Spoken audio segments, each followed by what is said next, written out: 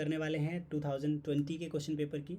ये है BCOA 1 business communication and entrepreneurship के ऊपर आपका क्वेश्चन पेपर। 2020 के क्वेश्चन पेपर के बारे में बात करने जा रहे हैं। आपका एग्ज़ाम जो है जल्द ही आने वाला है। So let's begin with this question paper. So यहाँ पर आपको 8 क्वेश्चन देखने को मिलेंगे। सबसे पहले डिस्ट्रीब्यूशन की बात कर लेते हैं। तो सेक्शन आपको देखने को मिलेंगे 2 इस पूरे के पूरे क्वेश्चन पेपर में, section A and section B. Section A आपका 20 नंबर का होगा, सेक्शन बी आपका 30 नंबर का होगा। कितने भी क्वेश्चन दिए हों आपको 20 नंबर का अटैम्प्ट करना है। यहाँ पर कितने भी क्वेश्चन दिए हों 30 नंबर का अटैम्प्ट करना है, मतलब बेसिकली। और कभी कभी इंस्ट्रक्शंस भी दिए होंगे, ठीक है। Attempt any 2 questions from section A and any 3 question from section B, right. चलिए, और आपको दोनों के दोनों सेक्शन अटैम्प्ट करने हैं, ए और बी। इसका टोटल वेटेज जो आपके एग्ज़ाम का आपके मार्कशीट पे दिखने वाला है वो है 70%। बाकी 30% कहाँ से आता है? 30% आता है आपके असाइनमेंट से, राइट। चलिए, तो शुरू करें। सो गाइज, मेरा नाम है किशन कनौज, आप देखना शुरू कर चुके हैं क्वेश्चन पेपर BCOA 1 का, राइट। चलिए शुरू करते हैं। सो पहला क्वेश्चन आप लोगों से पूछा गया है कि सेक्शन ए में, जिसके अंदर हमें कोई 2 क्वेश्चन करने हैं, ठीक है। Write any 2। So section A से पहला सवाल है, change the following sentence from active voice to passive voice. They propose to build a dam for irrigation. उन्होंने प्रपोज किया एक डैम बनाने के लिए जिसपे सिंचाई की जा सके। So it was proposed by them, ये उनके द्वारा कहा गया था कि डैम बनाया जाएगा सिंचाई के लिए, ठीक है। It was proposed by them that a dam be built for irrigation. He invited me to his house yesterday. I was invited by him to his house yesterday. They pulled down the whole building. The whole building was pulled down by them. So हम active से passive voice में convert कर रहे हैं। ऐसा सवाल उल्टा भी आ सकता है कि एक्टिव वॉइस को पैसिव वॉइस में कन्वर्ट ना करके आप पैसिव वॉइस को एक्टिव वॉइस में कन्वर्ट करें। सो इसके लिए भी आप रेडी रहेंगे, ठीक है। मैं यहाँ पर आपको इंग्लिश के रूल्स नहीं सिखा रहा हूँ। आई होप कि आपको इंग्लिश के रूल्स थोड़े बहुत आते होंगे जिससे आप एक्टिव पैसिव कन्वर्ट कर सकें। करेक्ट फॉर्म ऑफ वर्ब भरनी है आपको। I will phone you when he comes back, right. यहाँ पे सेकेंड फॉर्म ऑफ वर्ब लगेगी कम की। Now I am visiting the Joshis this evening, right. मैं कहाँ जा रहा हूँ? जोशी के घर जा रहा हूँ, ठीक है। जोशी फैमिली में जा रहा हूँ आज की शाम। सो ये हो गया भाई आपका क्वेश्चन नंबर 1 के अंदर 3 पार्ट हैं, पार्ट A, B और C। इसमें से 2 नहीं करना है। क्वेश्चन A 1, 2, 3, 4 में से 2 करना है, ठीक है। चलिए, तो ये तो तीनों कंपलसरी हैं। अगर आपने इसे टच कर दिया तो 10 नंबर का सवाल है। तीनों करने के बाद ही मिलेंगे आपको 10 नंबर, राइट। चलिए, so the third question is prepare a flare for a restaurant that has recently open in your locality. तो हमारे यहाँ भाई एक पाक बलूची करके एक रेस्टोरेंट ओपन हुआ है, ठीक है। इसके बारे में लिख लेते हैं, हरिनगर न्यू दिल्ली। सो सबसे पहले आप इस तरीके का एक बैनर बनाने की कोशिश करेंगे। पर एग्ज़ाम में इतना सारा रंग वगैरह कहाँ से लाएंगे? कुछ नहीं करना है आपको, एक आउटलाइन बनानी है ना, फ्लेयर के फॉर्म में। फ्लेयर कैसा होता है? A4 साइज़ का फ्लेयर होता है। ये थोड़ा कर्व बन गया है, आप ध्यान दीजिएगा इस बात पे। गड़बड़ हो गई है तो आप इसे स्ट्रेट रखेंगे ना। सो यहाँ पर कोई लोगो आ जाएगा, मान लेते कंपनी का, और ओपनिंग, ठीक है, इस तरह से। और जो है एड्रेस, ठीक, और क्या नाम है, कॉन्टैक्ट इन्फॉर्मेशन, ठीक। Venue, sorry venue address same ही है, माफ़ी चाहूँगा। तो इस तरह से हम लोग क्या करेंगे, और इसके बाद कुछ एग्जाम्पलर आपके डिशेस, ठीक है, क्लियर। चलिए, तो ऐसे आप कुछ इस तरह से बना लेंगे। आप पीछे के पिक्चर्स तो लगा नहीं सकते, तो आप कोशिश करेंगे कि सिर्फ और सिर्फ ये इन्फॉर्मेशन ऐड कर पाएँ। जैसे इस केस में क्या है, पाक बलूची जो फ्रेश एंड डिलीशियस आपको जो है फूड सर्व करता है। Never under estimate the power of good food, eating delicious food can be life changing experience. तो नॉनवेज बफे लंच मिल रहा है आपको 849 में, वेज बफे लंच मिल रहा है 749 में। इस तरह से मतलब आपको भी अपना एक मेन्यू टाइप छोटा सा और एक इंट्रोडक्टिव फ्लेयर बनाना है, ठीक है। कॉल करने के लिए कोई इन्फॉर्मेशन, ठीक है, एड्रेस आपको दे देना है, राइट। चलिए, so this is the thing. ऐसे आपको एक फ्लेयर डिज़ाइन करके देना है। इसके 5 नंबर आपको मिलेंगे, राइट। चलिए क्वेश्चन नंबर 2 की तरफ बढ़ते हैं। Write short paragraph as the following. देखो ध्यान से, यहाँ पे इन्होंने बोला है कि शॉर्ट पैराग्राफ लिखना है, लेकिन गजब की बात क्या है कि इनको जो शॉर्ट पैराग्राफ आपको लिखवाना है वो किस पे लिखवाना है? Writing a good business letter. अब आप बिजनेस लेटर लिखने नहीं बैठेंगे, आपको इसके ऊपर शॉर्ट नोट लिखना है। ये टॉपिक है आपका कि एक अच्छा बिजनेस लेटर कैसे लिखा जाए, ठीक है, क्लियर। तो भाई एक अच्छा बिजनेस लेटर कैसे लिखा जाता है? जो सीधा रिजल्ट की बात करे, जिससे बढ़िया रिजल्ट आ जाए, ठीक है। The best way to get result in is to develop a letter that in its appearance, style, content conveys information efficiently. ऐसा लेटर हमें बनाना है जो उसके अपीयरेंस में, उसके स्टाइल में, उसके कंटेंट में एक अच्छी इन्फॉर्मेशन और इफेक्टिव इन्फॉर्मेशन कन्वे कर रहा हो, ठीक है। इस काम को करने के लिए लेटर को क्या क्या होना पड़ेगा? Concise, clear and courteous. Concise का मतलब बहुत ही श्योर और सर्टेन और लिमिटेड वर्ड्स के अंदर आपको आपकी बात समझा देनी है, ब्रीविटी के साथ, मतलब बहुत ज़्यादा लेंदी नहीं ले जाना आपको और बहुत छोटा भी नहीं करना है। क्लियरली आप मैसेज को समझा देंगे।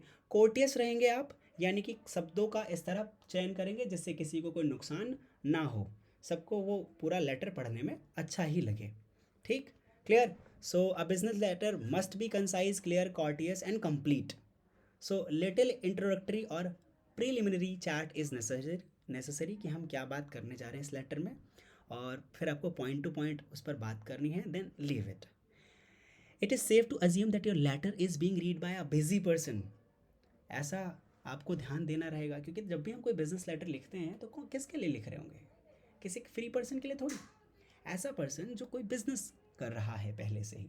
सो for a businessman they have a time, very little time, like बहुत ही कम टाइम उन लोगों के पास होता है।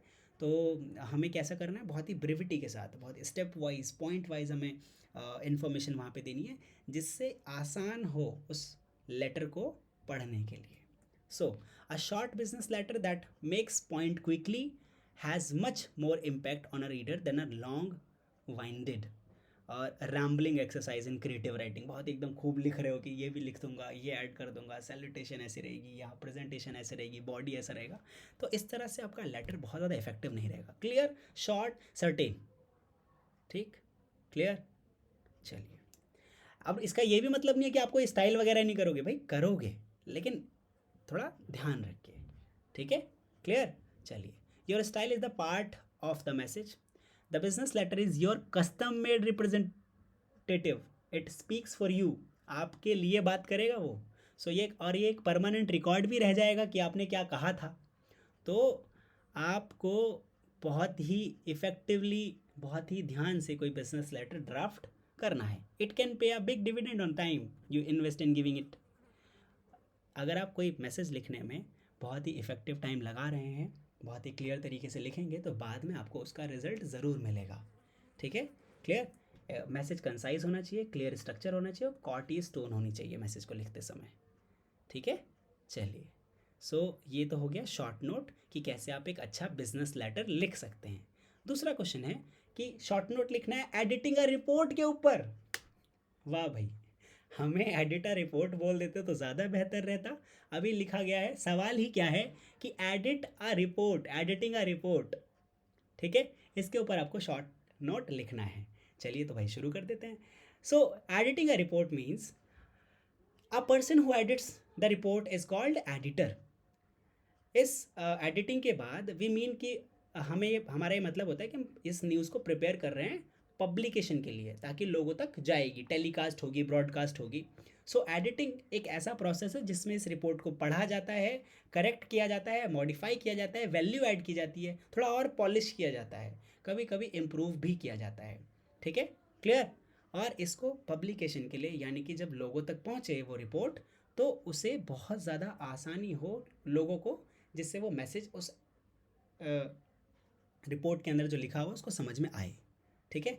So condensation is also part of editing. बहुत सारा अगर रिपोर्ट कोई बनाकर लेकर आया तो उसको बहुत ही शॉर्ट समराइज तरीके से हम सभी लोगों को समझा पाएँ। ठीक है, क्लियर। जैसे एक एग्जांपल यहाँ पे दिया हुआ है, May 11, 1998। एक आप उसको देखिए और उसके बाद थोड़ा इसको समझने की कोशिश कीजिए। इंडिया कंडक्ट, ये एक रिपोर्ट है, ठीक है, क्लियर। ये एक रिपोर्ट है बाय समवन, है ना। सो बाय समवन लिख देता हूँ, ठीक, yes. So India in May 11, 1998, India conduct 3 nuclear explosions at its Pokhran nuclear test site. These include a fusion device, a low yield device, and a thermal nuclear device. Prime Minister declared that the yield from the explosions are line with expected values. India stops short of declaring itself a nuclear weapon state on May 18, 1974. India explodes its first nuclear device, codenamed Smiling Buddha, after about a quarter century. On Buddha Jayanti Day, May 11, 1998, Operation Shakti was carried out.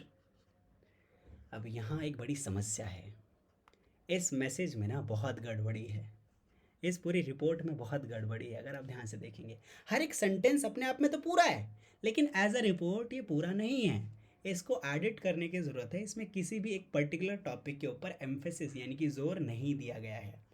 सो हमें जब edit करनी होती है report, so we have to correct it, we have to add the value, we have to modify and polish, जिससे वो improve हो सके। जब लोगों के पास इस रिपोर्ट की कॉपी जाए तो लोगों को इफेक्टिव मैसेज समझ में आ जाए, राइट। आई होप कि आप लोगों को अभी भी समझ में आ रहा होगा। चलिए आगे बढ़ते हैं। Now a copy of report has been improved by editor and is therefore easier to read and understand. इसको फिर हम क्या करेंगे, एडिट करेंगे, जिसमें हम या तो न्यूक्लियर साइट के बारे में बता रहे होंगे, या न्यूक्लियर डिवाइस के बारे में बता रहे होंगे, या फिर हमारी सक्सेस के बारे में बता रहे होंगे, या स्माइलिंग बुद्धा के बारे में बता रहे होंगे, या फिर बुद्धा जयंती डे के बारे में बता रहे होंगे। यहाँ पर आप देख रहे होंगे कि इस मैसेज में बहुत ज़्यादा मिक्स है, ठीक है, क्लियर। मैसेज ही क्लियर नहीं है ज़्यादा अच्छे तरीके से। सो आगे, a copy of report has been improved by editor and is therefore easier to read and understand. The editor also decides whether photographs or images or graphs should be used, या फिर उसका use करने की ज़रूरत नहीं है। एक good editor needs creative skills, command over the language, ideas to improve the copy, and correct judgment about how much important information should be given in this news item. So that is how you can edit a report. अब report ऐसा नहीं कि एक news report ही हो सकती है, ठीक है, ये एक प्रोजेक्ट रिपोर्ट हो सकती है, ठीक है, ये एक वर्क रिपोर्ट हो सकती है। सो हमें हर एक रिपोर्ट को क्या करना होता है भाई, करेक्ट करना होता है, रिपोर्टिंग एडिट करनी होती है, जिससे वो सही तरीके से उसके अंदर दिया गया इन्फॉर्मेशन समझ में आ जाए, राइट। सो ये हो गया हमारा शॉर्ट नोट एडिटिंग के ऊपर। Now the third question is BCOA का क्वेश्चन पेपर 2020 हम सब सॉल्व कर रहे हैं और हम पहुंच गए हैं क्वेश्चन नंबर 3 के ऊपर। आप एक रिटेल आउटलेट में काम करते हैं, आपने कुछ सामान सप्लायर से मंगाया था, ठीक है। Write a letter to supplier complaining about that good, he sent were damage and ask him to send another set of goods. आपने कुछ सामान मंगाया था और वो सामान ख़राब है, अब सप्लायर को लिख कर भेजो कि सर सामान जो आपने भेजा था ना वो डैमेज आया है, क्या हमें दूसरा सामान इसके बदले मिल जाएगा, रिप्लेस हो जाएगा क्या, ये रिटर्न हो जाएगा। रिटर्न रिप्लेसमेंट के लिए आपको एक लेटर लिखना है, ठीक। चलिए, तो सबसे पहले हमारा जो एड्रेस है वो राइट हैंड साइड में हम लोग मेंशन कर देंगे, सेंडर, और रिसीवर का मैसेज लेफ्ट हैंड साइड में हम लोग मेंशन कर देंगे, राइट। चलिए, डेट फिर मेंशन करनी है हम लोगों को, इसके बाद सैल्यूटेशन, सैल्यूटेशन के बाद अच्छा, क्योंकि ये एक ऑर्डर लेटर है तो यहाँ पर रेफरेंस नंबर भी होना चाहिए, किसके बारे में हम बात कर रहे हैं, ठीक। On 15th August 2021, I placed the order for a pack of paper rim. हमने एक पेपर रिम मंगाया था जो 27 अगस्त 2021 को डिलीवर हो गया। हमने ये देखा कि उसके अंदर कुछ फॉलोइंग डैमेजेस थे। कौन कौन से थे वो damages? The roll was dirty, colour fade था उसका, ठीक है, बहुत सारे कट लगे हुए थे रोल के ऊपर। So the Consumer Rights Act makes it an implied term of contract that good I receive must be of satisfactory quality and for the reason stated above they are not. जैसा मैंने बताया वो है ही नहीं, और लेकिन कंज्यूमर राइट्स एक्ट के तहत होना चाहिए. So as you are in breach of contract I am entitled to a refund and I would request you that confirm by refund और रिप्लेसमेंट. आप यहाँ पर क्योंकि हम लोग रिप्लेसमेंट की बात कर रहे हैं, ठीक है.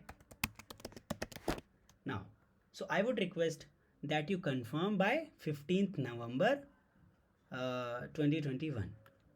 ठीक है, आप इस मैसेज को 15 नवंबर 2021 तक कंफर्म कर दीजिए.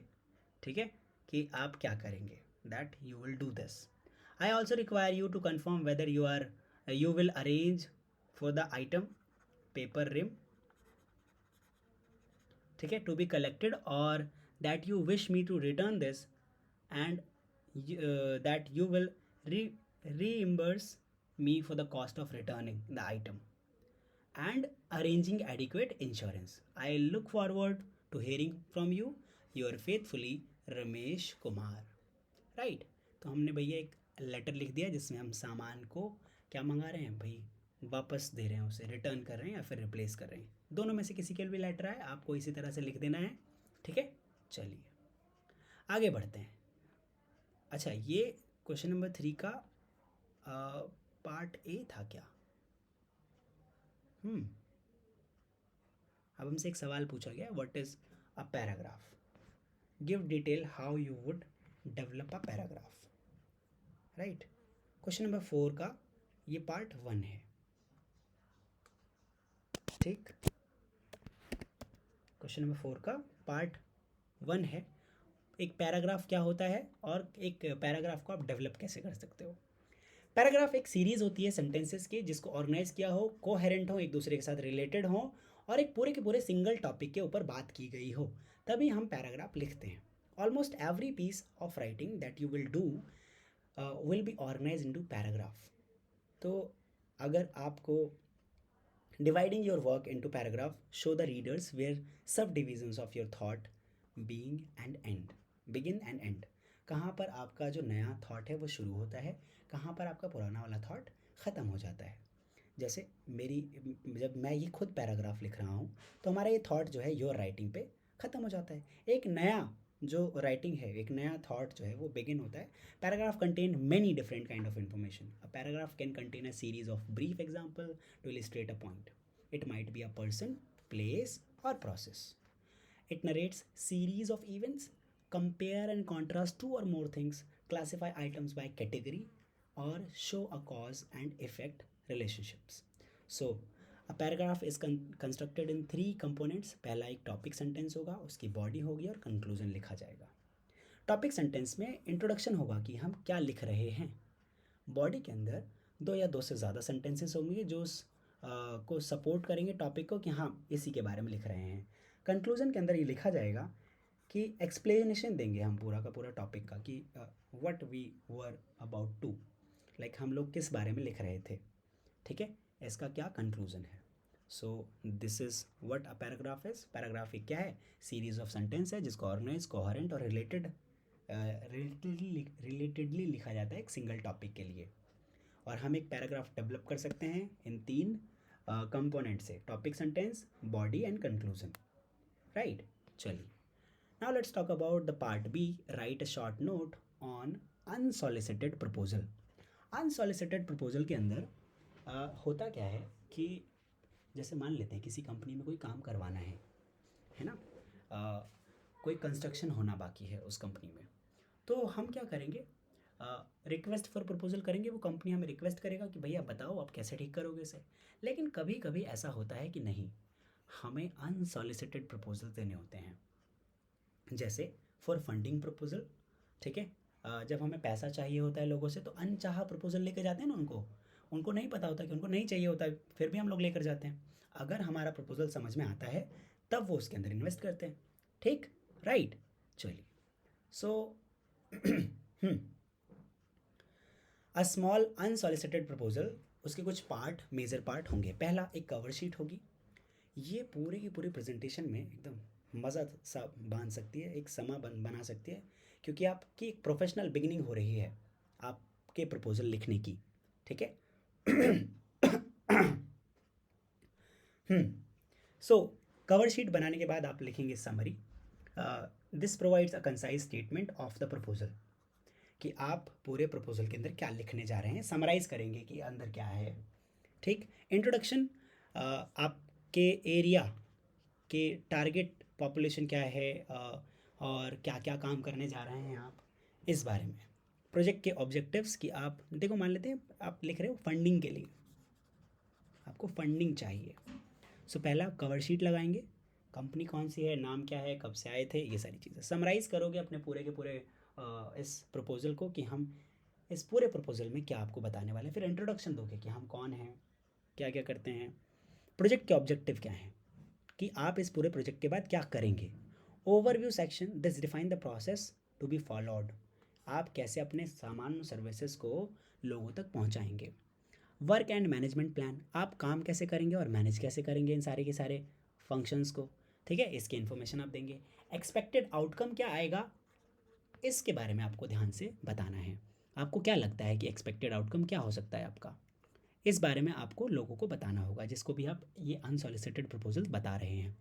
फिर प्रोजेक्ट का शेड्यूल, कब से कब तक ये प्रोजेक्ट चलेगा, कितना टाइम लगेगा, और इसके अंदर कब कब काम आप करेंगे, शेड्यूल बताना होगा आपको।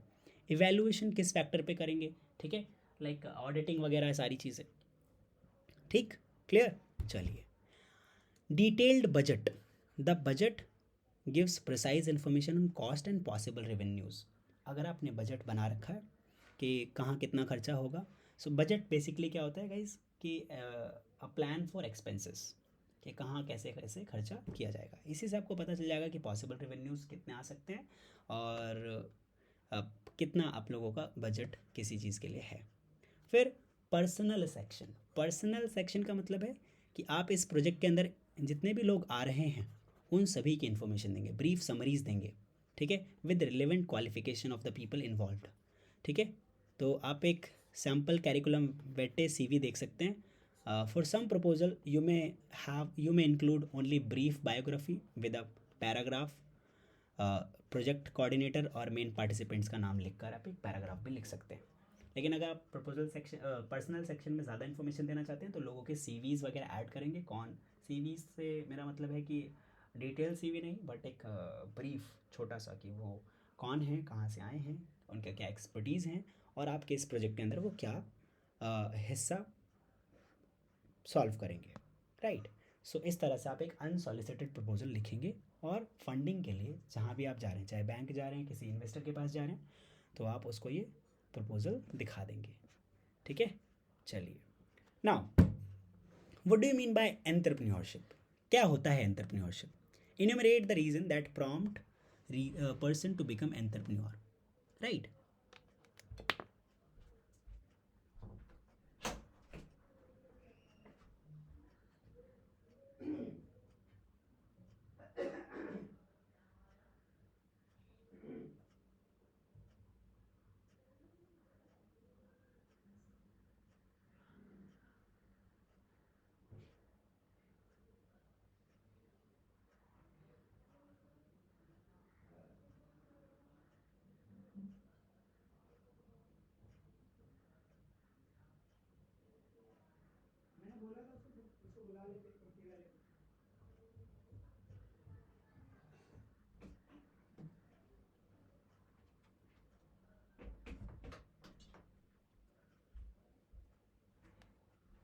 नाउ आगे बढ़ते हैं।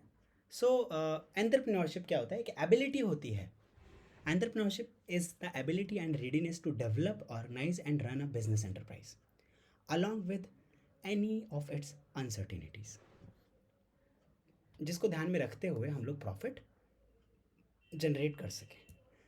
बेसिकली एंटरप्रेन्योरशिप का मतलब क्या होता है, एक ऐसा एक्टिविटी जिसके अंदर हम किसी भी एक नए एंटरप्राइज को शुरू कर सकें, ठीक है, और उसको रन कर सकें विद ऑल अनसर्टेनिटीज इंक्लूडेड। ठीक है, चलिए। नाउ, सो एंटरप्रेन्योरशिप में क्या हो सकता है कि जब एक बिल्कुल नया बिजनेस आप शुरू कर रहे हैं, तो this denotes entrepreneurship. Entrepreneurial vision is defined by discovery and risk taking, and it is indispensable part of a nation's capacity. कि हमारे लोग कितना सारा काम कर सकते हैं, वो डिपेंड करता है कि एंटरप्रेन्योर्स कितने हैं। ठीक है, क्लियर। चलिए आगे बढ़ते हैं हम लोग। So why enumerate the reasons that prompt person to become entrepreneur. So यहाँ पे बहुत सारे रीजंस हैं। पहला, ऐसे कौन से रीजंस हैं जो बताते हैं कि भाई आपको एंटरप्रेन्योर बन जाना चाहिए? बहुत सारे रीज़न है भाई एंटरप्रेन्योरशिप को कंसीडर करने के लिए, from its freedom and flexibility to job satisfaction. तो ये आपको बहुत सारी चीज़ें ऑफर कर सकता है। So there are many reasons to become entrepreneur. पहला, you can be your own boss. If you are someone who likes to be in control, this is the career for you. अगर आप चाहते हैं कि आप खुद को कंट्रोल करें, आप खुद के बॉस रहें, तो ये आपके लिए रहेगा। ठीक है, आप ही डिसीजन बनाएंगे। You will have colleague and adviser, but ultimately business को रन करना आपकी रिस्पॉन्सिबिलिटी होगी। It's a chance to practise great leadership. ठीक है, और बढ़िया और इफेक्टिव काम आप कर सकें। कभी कभी हमको चाहिए होता है कि भाई मैं ही काम करवाऊंगा और जितना इफेक्टिव मैं करवा सकता हूँ उतना इफेक्टिव मैं बाकी लोगों से एक्सपेक्ट नहीं कर सकता। पोटेंशियली अनलिमिटेड इनकम आती है, मतलब ऐसा नहीं है कि अनलिमिटेड इनकम आती ही है, बट पोटेंशियल बहुत रहता है जितना ज़्यादा आप काम करेंगे। Unlike working for a company जहाँ पे आपकी सैलरी डिसाइड करेगा कोई और, यहाँ पर जब आप अपना खुद का बिजनेस रन कर रहे हैं, so your income is decided by you alone. आपके हिसाब से आपकी इनकम होगी। जितना ज़्यादा आप, if you work hard, the business is a success, you can reward yourself. Being an entrepreneur is high risk and high reward. So you could made millions or you could made nothing at all. But earning potential बहुत ज़्यादा high रहता है, almost higher than almost any other career. Choose when and where to work. भाई entrepreneur होने का सबसे बढ़िया फ़ायदा एक और भी है कि कब और कहाँ से आपको काम शुरू करना है। ठीक है, क्लियर। चलिए, आप खुद का टाइम टेबल सेट कर सकते हैं, फ्लेक्सिबिलिटी रहेंगी आपकी जॉब के अंदर। Make a living doing what you love. आप वो काम करें जो आपको पसंद है। एंटरप्रेन्योर का मतलब ही क्या है? एक नया एंटरप्राइज, एक नया जो एंटरप्राइज है वो हम शुरू कर रहे हैं with some innovative ways, right. Startups are some of the most exciting and fast moving places to work. So things are constantly changing, so you won't get bored. So you will enjoy the challenge and competing against other companies to provide the best services to your customers. You may also be able to create successful business out of something that you are truly passionate about. Constant growth and development. भाई देखो, अगर आप लगातार मेहनत करते चले जाएंगे तो आपको कांस्टेंट ग्रोथ भी दिखेगी और आप डेवलप होते हुए भी दिखेंगे। Being your own boss is not easy, neither is running a business. You will need to be brave, कि आप रिस्क ले सकें और आप खुद पर भरोसा कर सकें। बहुत सारे सेटबैक्स आएंगे, आपको लगेगा नहीं अब छोड़ देना चाहिए, but still you will also need to be able to solve problem and admit when something gone wrong. Staying positive, thinking creatively and being solution minded are all valuable skills जो आपको बढ़िया काम करने में, आपकी ज़िंदगी में या फिर आपके बिजनेस में हेल्प करती हैं, राइट। आप एंटरप्रेन्योर बन के चूज़ कर सकते हैं कि आपको किसके साथ काम करना है। आप एक पॉजिटिव इम्पैक्ट क्रिएट कर सकते हैं अपने सभी कलीग्स और पूरे के पूरे एंटरप्राइज के ऊपर, और ये बहुत ही फुलफिलिंग होता है। Building your own successful business बहुत बड़ा अचीवमेंट होता है। It will always have challenges, but this makes it move rewarding then things go well. You will be able to look at your achievements and know that they were due to your own hard work. So ये सारे के सारे reasons हैं जो आपको बताते हैं कि आपको क्या करना चाहिए, एंटरप्रेन्योर बन जाना चाहिए। ठीक है, सो एंटरप्रेन्योरशिप का मतलब है ऐसी एबिलिटी जो किसी बिजनेस को डेवलप, ऑर्गेनाइज और रन करने के लिए चाहिए होती है, along with any of it's uncertainties. ठीक है, चलिए, मतलब रिस्क भी इन्वॉल्व रहता है। What are the different stages of entrepreneurship? Discuss the essential qualities of successful entrepreneur.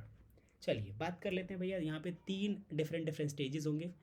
Entrepreneurship, सबसे पहले आप necessarily it involves the task of sensing opportunities. जितने भी एंटरप्रेन्योर होते हैं ना, they are like opportunity hunter. सबसे पहले आपको एक अपॉर्चुनिटी पता चलेगी, ठीक है, आप इनोवेट करेंगे प्रोडक्ट और सर्विसेज को। All entrepreneurs are self employed entrepreneurship, ठीक है। refers to activity of creating product and services, planning and organizing productions and services and their marketing and deciding the future of enterprise. तो ये सारा का सारा काम किसी एक एंटरप्राइज एंटरप्रेन्योर को करना पड़ता है when he is in the stage of entrepreneurship, right? So all entrepreneurs are income generating persons. Entrepreneurship is a terminal stage, यानी कि शुरुआती स्टेज होती है किसी एंटरप्रेन्योरल ग्रोथ की. इसके बाद जब आप यहाँ से देखें, आप एक वेन डायग्राम दिखाया गया है. इस वेन डायग्राम में आप देखेंगे entrepreneurs are like the starting point. जब ये ग्रो करेंगे और ज़्यादा बढ़िया होगा तो भाई they will generate income generating activities करेंगे. मतलब कुल मिला के भैया एम्प्लॉयमेंट जनरेट कर लेंगे अपने लिए, खुद इनको कुछ मिलेगा. फिर self employment refers to the full time involvement in own occupation, जिससे आपको क्या मिले, एंटरप्रेन्योरल ग्रोथ. और यहाँ पे कुछ आपको मनी यानी कि मॉनेटरी रिवॉर्ड मिलेगा. ठीक है, मॉनेटरी रिवॉर्ड आपको हमेशा क्या करता है, एक्साइट करता है. और ये मिडल स्टेज होती है एंटरप्रेन्योरल स्टेजेस की. फिर जो लास्ट स्टेज होती है वो होती है इनकम जनरेटिंग स्टेज, जब आप एक एंटरप्राइज ओपन कर लेते हैं और उसे इफेक्टिवली रन कर रहे होते हैं. तो सो यहाँ पर इनकम जनरेटिंग एक्टिविटीज़ लाइक आप कुछ एक नया एंटरप्राइज ओपन कर लेते हैं तो वो आपके लिए अब इनकम जनरेट करेगी. So these are the 3 stages of entrepreneurship. Now let's talk about the qualities of a successful entrepreneur. Clear? चलिए, essential qualities of a successful entrepreneur, a few of them are mentioned below. पहला, they have the ability to take risk. They have the ability to take risk. Starting any new venture involves considerable amount of failure risk. Therefore, an entrepreneur needs to be courageous and able to evaluate and take risk. जो कि एक बढ़िया function होता है किसी भी entrepreneur का. मतलब रिस्क टेकिंग होना चाहिए कोई भी एंटरप्रेन्योर. इनोवेटिव होता है. It should be highly innovative to generate new ideas, to start a new company, to earn profit. ठीक है, क्लियर? विजनरी होना चाहिए. एक नेक्स्ट क्वालिटी क्या है, विजनरी एंड लीडरशिप क्वालिटी. एक सक्सेसफुल एंटरप्रेन्योर बनने के लिए you should have clear vision, right? However, to turn idea into reality बहुत सारे रिसोर्सेज और एम्प्लॉयज़ चाहिए होंगे, बट लीडरशिप क्वालिटी पैरामाउंट होगी, because leaders impart the guide their employees. So right path of success आप तभी बता पाएंगे जब आप लीड कर पाएंगे इन सभी लोगों को, रिसोर्सेज को. An entrepreneur must be open minded, right? In any business every circumstances can be an opportunity and used for benefit of a company. For example, Paytm recognized the gravity of demonetization and acknowledged the need of for online transaction. तो demonetization के time Paytm ने क्या किया भाई, इस बात को समझा और इस सिचुएशन पर एक्सपेंड किया मासिवली. ठीक है, क्योंकि लोगों को ज़रूरत थी. Entrepreneurs are opportunity hunter. They will hunt the opportunity whenever they find it, right? Flexible. An entrepreneur should be flexible and open to change according to the situation. To be on the top, a business person should be equipped to embrace change in a product and service as and when needed, right? Know your product. भाई एक और quality होती है entrepreneur के अंदर, वो a company owner should know कि हमारी प्रोडक्ट ऑफरिंग क्या है, और अवेयर होना चाहिए लेटेस्ट ट्रेंड्स है मार्केट में क्या चल रहा है अभी. ठीक है, so it is very essential to know if available product or services meet the demand of the current market or not, right? or whether it is the time to tweak it a little. थोड़ा change करने की ज़रूरत है क्या? being able to accountable and then alter as needed is a vital part of entrepreneurship. जहाँ पे भी आपको लगता है कि कुछ थोड़ा बहुत आप ऐड कर सकते हैं, उसको ऐड कीजिए, because it will make a new product of the old one.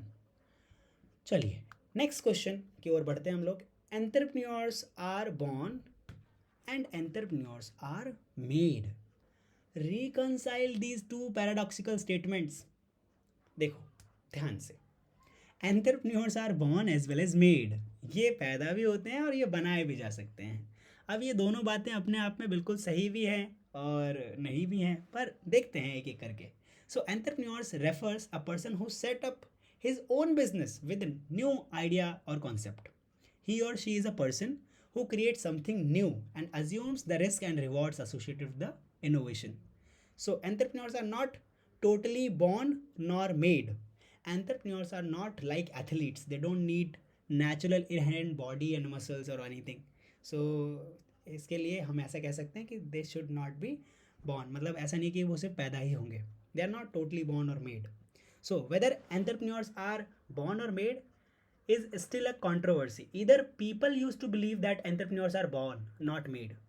That is, person with business family background could become successful entrepreneur. ये क्या है, लोगों में मिसकॉन्सेप्शन है, ऐसा समझते हैं लोग, मिथ है ये, कि जिसका फैमिली बैकग्राउंड होगा जिसका फैमिली बैकग्राउंड होगा, माफ़ी चाहता हूँ मेरा गला थोड़ा सा ख़राब है पिछले कुछ दिनों से, सो आई होप कि थोड़ा सा आप लोग सपोर्ट करेंगे.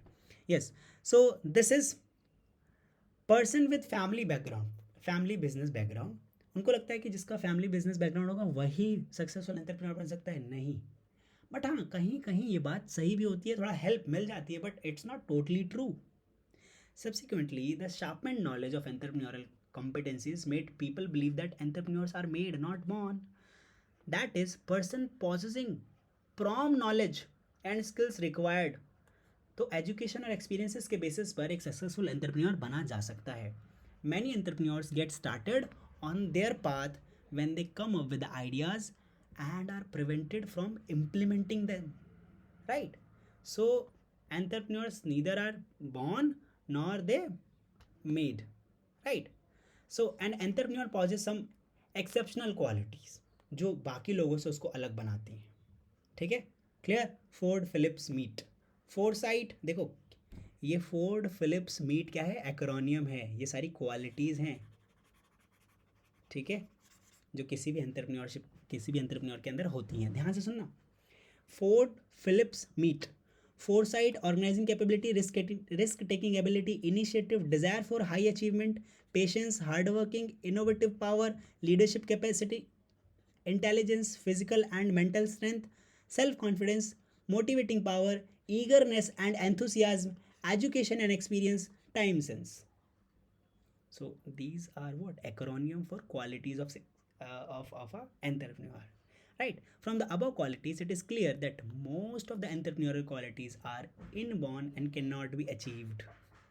ठीक है, so that is, entrepreneurs are born, not made. But now entrepreneurs are born, are made, not born, sorry, here is a mistake, are made, नहीं सही है. Entrepreneurs are born, not made is an old concept because it is now possible to make someone entrepreneur through education, training or providing social and financial assistance to them. अगर ऐसा कर दिया जाए तो वो एंटरप्रेन्योर्स बन सकते हैं. ये पुराना कॉन्सेप्ट है, that they are born. Right, so दोनों बातें अभी भी पूरी तरह से सही नहीं है. अगर कोई किसी बिजनेस फैमिली में आता है तो इसका मतलब ये नहीं कि नया बिजनेस एंटरप्राइज ओपन कर ही लेगा, और अगर कोई बिजनेस फैमिली से नहीं आता तो उसका ये मतलब नहीं कि वो ओपन नहीं कर सकता, वो रन कर सकता है with learnings, with education. Right, आप भी कर सकते हैं. ठीक है, चलिए. So the next question is, you have to decide to set up a small business unit, describe the steps required in setting a small business enterprise in India. So यहाँ पे कुछ स्टेप्स हैं that are involve in setting up a small business enterprise. पहला है information collect करेंगे आप. ठीक है, information collection, information organisation. Right, clear है ना.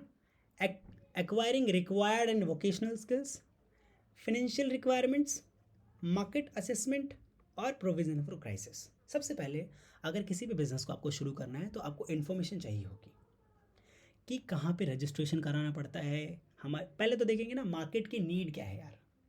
अगर किसी प्रॉब्लम का सोल्यूशन अपने पास है तो उसी के लिए तो हम लोग एंटरप्राइज ओपन करेंगे ना. ठीक है, तो हमने देखा कि हमारे एरिया में रेस्टोरेंट नहीं है, तो देखा रेस्टोरेंट नहीं है, रेस्टोरेंट के लिए इन्फॉर्मेशन मिल गई, रेस्टोरेंट नहीं है, रेस्टोरेंट बना सकते हैं बढ़िया सा, छोटा सा, जैसा भी है.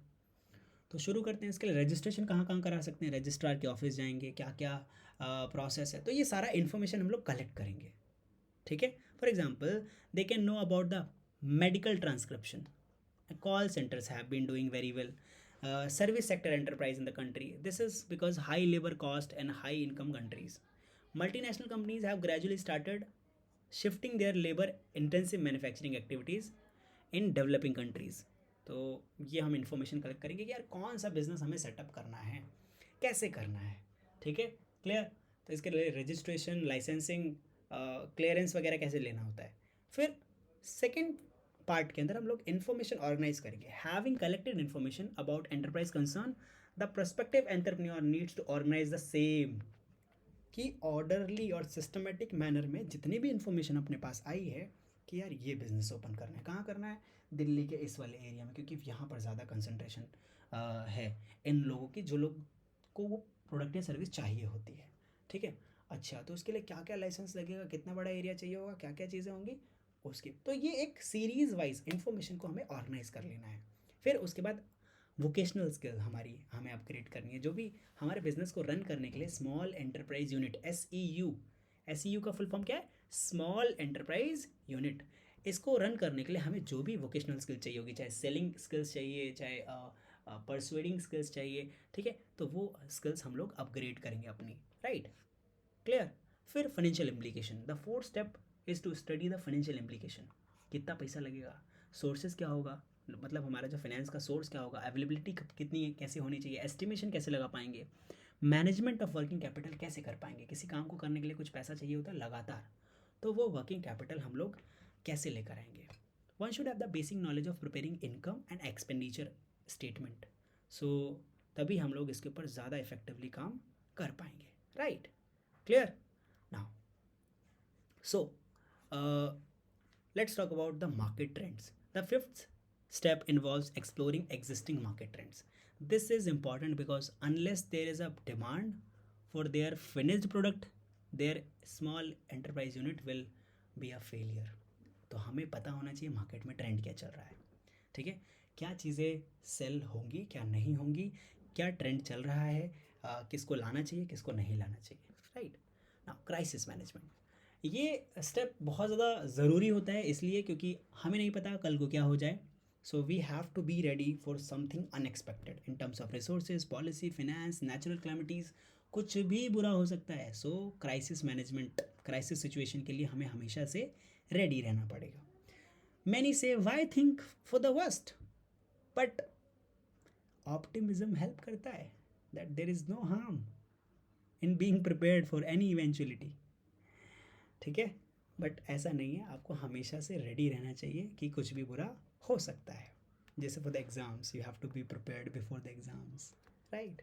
क्या पढ़ना, साल भर पढ़ा तो क्या पढ़ना, नहीं पढ़ा तो क्या पढ़ना, है ना, ठीक है, but still you have to learn to pass your exams effectively. Now developing economies need imitative entrepreneur rather than innovative entrepreneurs. अब ये इमिटेटिव और इनोवेटिव एंटरप्रेन्योर्स कौन होते हैं, सबसे पहले तो जान लेते हैं एंटरप्रेन्योर कौन होते हैं, ठीक है ना, क्लियर। सो एंटरप्रेन्योर कौन होते हैं, देखो, a person refers to who set up a own business with a new concept or idea. He or she is a person who creates something new, assumes risk and rewards associated with the innovation. Before going to discuss about above mentioned topic, it seems pertinent to discuss imitative and innovative entrepreneur. Innovative entrepreneur वो होते हैं जो introduce करते हैं बिल्कुल नए सामान को इन इन एग्रेट्स न्यू मेथड ऑफ प्रोडक्शन, मतलब बिल्कुल नया तरीका लेकर आते हैं, discover new market and recognise the enterprise. On the other hand, imitative entrepreneur do not innovate anything, they only imitate the successful innovation inaugurated by innovating entrepreneurs। जो पहले से ही शुरू कर दी गई है वो imitative entrepreneurs द्वारा क्या करी जाती है, रन की जाती है, पहले से आ रखा है, चलो उसको शुरू करें, उसको और ज़्यादा बढ़ाएं, ठीक है। सो दे आर इमिटेटिव एंटरप्रेन्योर्स, मतलब ये पुराने आइडियाज़ को लेकर जो पहले से किसी एंटरप्रेन्योर ने निकाल दिया ना कोई आइडिया, कुछ नया इनोवेट कर लिया, तो ये इमिटेटिव एंटरप्रेन्योर क्या करेंगे, उसको मास लेवल पर लेके जाएंगे, right. So developing countries need imitative entrepreneurs, क्योंकि उनके पास आइडियाज़ तो हैं, बस उस आइडियाज़ को मास लेवल तक पहुंचाने के लिए इमिटेटिव एंटरप्रेन्योर्स की ज़रूरत है, ठीक है।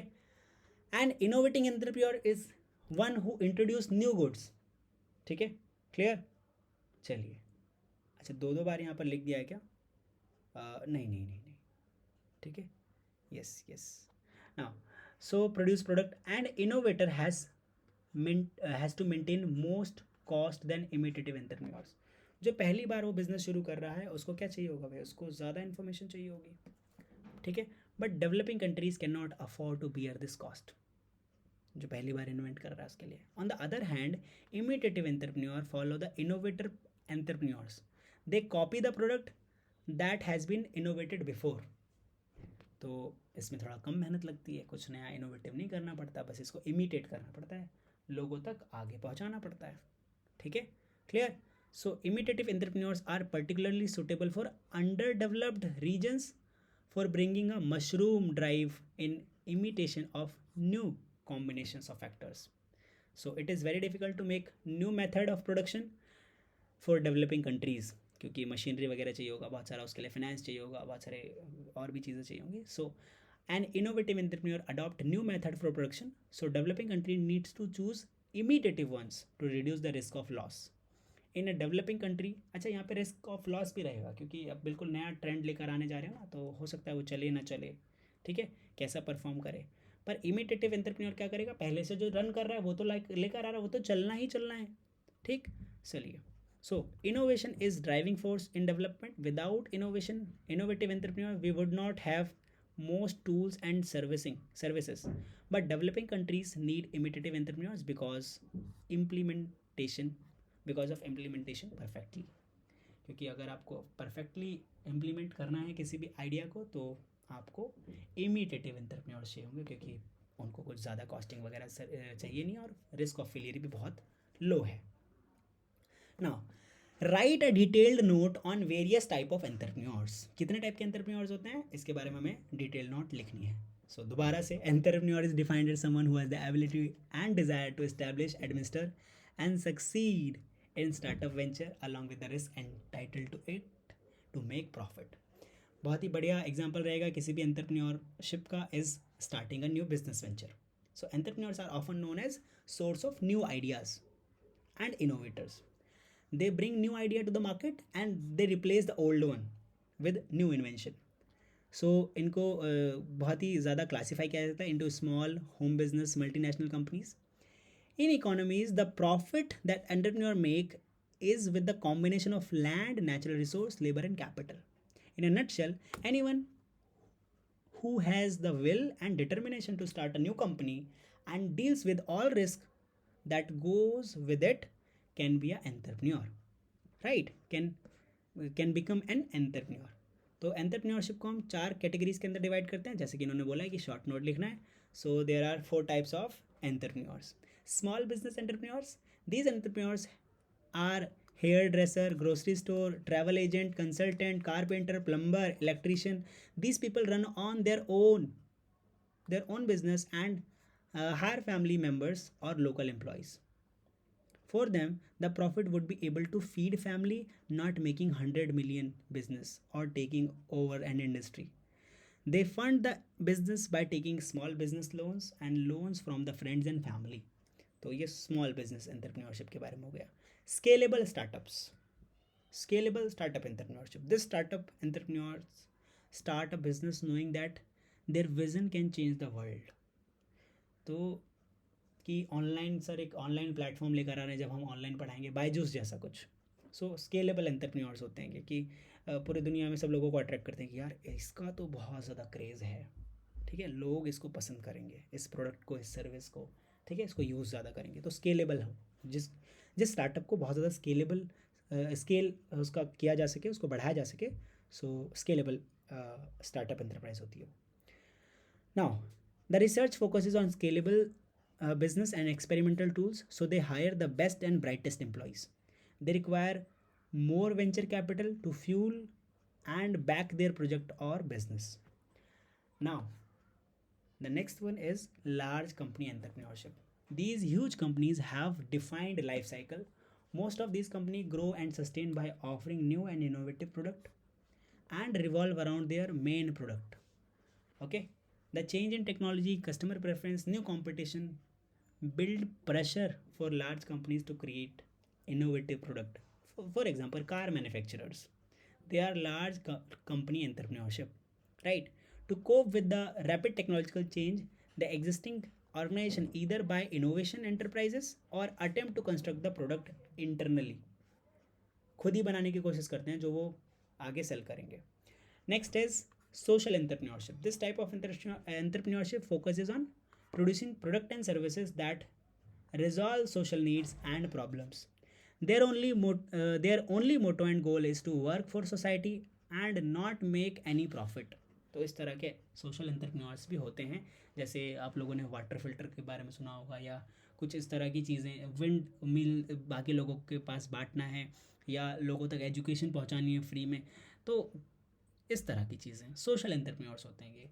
वेस्ट फूड को बचाने के लिए छोटी कंपनी शुरू कर दी, जिससे शादी पार्टी में बचने वाला खाना सब लोगों तक पहुंच रहा है. So these are some social entrepreneurs.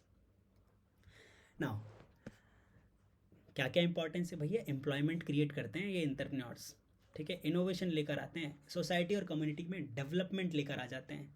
They increase standard of living, they support research and development, right? Clear? So guys, that's all for chapter number for your question paper number 2020 of BCOA 1. If you want to support us, please subscribe the channel and do hit the bell icon, जिससे बाकी सारी videos आप लोगों के लेकर आई जा सकें. अगर आप यहाँ तक आए हैं तो इसको आप बाकी फ्रेंड्स भी को भी शेयर कर दें. So I am signing off the side Kishan Kanaujia. You are watching BVRL.